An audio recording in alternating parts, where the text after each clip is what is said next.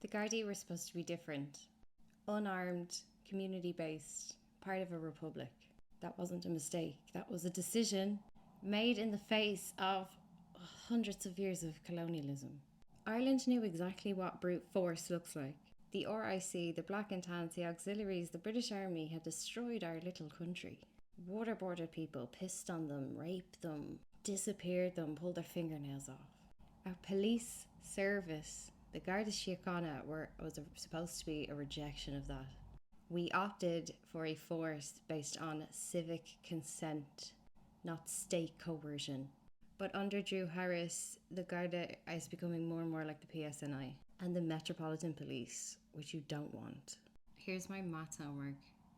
473% increase in militarisation. The total spend on hardware by the force before Drew Harris was 44 million euros. Since his appointment, that figure has jumped to 252 million euros. That is a 473% increase in spending on things like riot control gear, new public order vans, air support helicopters and planes, a water cannon. This man is preparing for war. Garda capital went from 61 million euros in 2018 to 92 million in 2019. So in his first year, it goes up 50%. And then by 2020, it's 116 million euro. We're now at 252 million. His average yearly spend has jumped up 39 million, and the purchase orders speak for themselves. That's your homework for the weekend. Go and have a look at the Garda purchase orders yourself. Don't take my word for it. Meanwhile, the people who are supposed to use all this equipment and enforce this colonial oversight get paid 37,000 euros a year. That is not enough to live in any county. Every Garda, I presume, must be living in a house share. That makes them more dangerous to you. They're unfulfilled. They are coming into work stressed because they live in a house share and there was 6 people in the kitchen this morning. And you're giving that guy a water cannon? This isn't for safety. It's not going to make the island safer. It's for control. And the Irish history shows us where this leads. What happened when the British Army started to escalate state violence against us in the face of revolution? Did we back down? Did the Black and Tans calm Ireland, or did they radicalise it? Every time state violence increases, public resistance also increases. Militarisation has never brought peace. It brings backlash, erosion of faith in these services. You won't call the guards now because you're afraid of them. But the Gardaí themselves are still part of Irish society. They drink in coppers with the rest of us. It's really important that these people see their role in the community as serving public trust, not private power. Don't turn into mercenaries for the British state or for global capitalists. And it's up to the force itself to reject this hierarchy. Change comes from below, not above. We do not need a harder police force. We need a freer, fairer society. We do not need a Garda commissioner that acts like an army general. We probably don't need a Garda commissioner at all. We do not need chains of hierarchical command. You need a flat intelligence network, local Gardaí who are connected to each other in very quick time response. Accountable, transparent, technological and modern. Accountable to each other and the communities that they serve. What the fuck even is a Garda commissioner or a deputy chief constable? Only someone who fell out of the Freemasons. What is the job of An Garda Síochána? Is it to protect the powerful? Or is it to protect the people? Is it to act as the muscle for the state? Or is it to keep people safe? Are you trying to escalate revolution by criminalising poverty? Or do we want to prevent violence, including state violence, with a Garda force that is accountable to the people? Ireland does not need anyone in a position of power who has pledged an oath of loyalty to the MI5. Garda representatives should be elected from local stations out of the community. A round table structure. To be top dog in the guards, you should have been in the force for years. Voted for. I work in a British law firm, and if you want to make partner at that British law firm, you have to canvass yourself for election across the management board. Nobody is coming into the law firm cherry-picked from a competitor's law firm to play that top dog role. That's insane.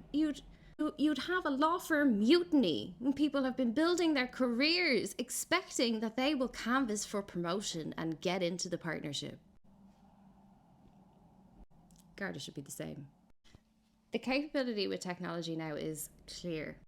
A Garda force enabled with the blockchain is fully accountable to the public without any need for hierarchical oversight or reporting up to Dublin or certainly out to London. Every arrest, every fine, every decision is recorded and timestamped on the blockchain. It's a public ledger. You can go in and look. Obviously, case details are sensitive and there's complications around all of this and it would have to be deployed properly, blah, blah, blah. But this is the innovation that's presented to us, and instead we are using London loyalty structures to indoctrinate underpaid Garda into imperial, militarized ideology. You are not able to redact the blockchain, so that means there's no cover-ups. Exploring this is the real solution to the Garda scandal. Using the Garda scandal not to explore blockchain when you have a country full of technologists that the US foreign investment has trained, but using that to manufacture consent for the militarization of the surveillance state to protect the elite and their greed is despicable. Each Garda station should have a corresponding safety council. This is made up of residents from the town, support workers, youth representatives, and frontline coppers who actually have to deal with the public. Instead of rotating them, which is a deliberate structural design rooted in colonial and counter-insurgency logic, Gardaí should be assigned to their own communities long term. At the moment, even community Gardaí, so those who the intention is to build local relationships, they're also being rotated. The British Army has a long-standing policy of never post soldiers in a home region. This is done to prevent empathy, prevent connection or identification with that community. If a Gardaí develops deep community roots, they do things which are really annoying for state control, like exercise their personal judgment, challenge harmful policies, protect vulnerable locals, or leak information if you ask them to go against their community. Rotation ensures loyalty to the structure of the force, not the people that they serve. And it makes the Gardaí less effective because they don't know the area. They rely on maps or intelligence briefings or people to bring them up to speed. And the decision making can't be done locally. It has to deflect to Dublin Castle because we aren't aware.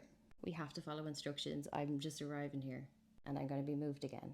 This is reinforcing an unnecessary hierarchy. That's all rotation does. But communities require long-term trust. And despite the structure of rotation, Irish people cannot help themselves. They like to know who people are.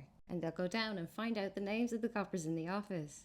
Which is the beautiful Irish thing that despite thousands of years of enforced hierarchy, trust and community comes first. But when a young Garda who grew up in Mayo is suddenly thrown to start policing in Tallaght without knowing any of the people, they are suspicious and distrusted in Tallaght. They are disconnected and they are unable to handle that aggression. Equally, if you take somebody who was born and raised in Tallaght and ask them to go police the streets of Westport, they are not going to be able to connect and help you properly with your particular rural problem. The core principles of an Irish police force based in Irish tradition and Irish law that came before Britain and the British Army would have democratic accountability, a horizontal structure, restorative justice as a preference, not punitive action. I see we're running out of space in Mountjoy now. Local knowledge, not central orders from MI5 sus-looking guys, and transparency by design. It's that simple. Garda assigned to communities, safety councils that include residents, policing goals that are community determined, and oversight that is public and consistent.